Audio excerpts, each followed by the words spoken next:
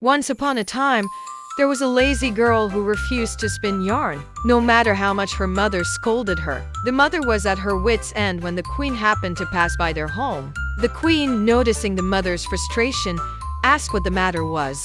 Embarrassed by her daughter's laziness, the mother lied and said that her daughter was so eager to spin that she never stopped, but they were too poor to afford enough flax.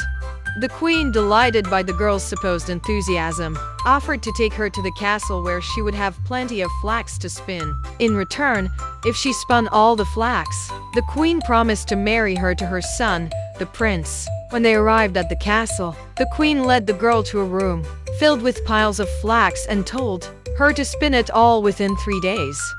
The girl was in despair, knowing she couldn't complete the task. As she sat there crying, 3 old women appeared. Each had a peculiar feature. One had a broad flat foot, the second had an overhanging lower lip, and the third had an enormous thumb. They offered to help her if she promised to invite them to her wedding and not be ashamed of them. Desperate, the girl agreed, and the 3 old women set to work. They spun the flax so quickly that by the end of the 3rd day, all the flax was spun into fine thread. When the queen saw the spun flax, she was so pleased that she immediately arranged for the girl to marry the prince. At the wedding, the girl introduced the 3 old women to the queen. The queen was horrified by their appearance and asked how they had become so disfigured. The women explained that their features were the result of years of spinning.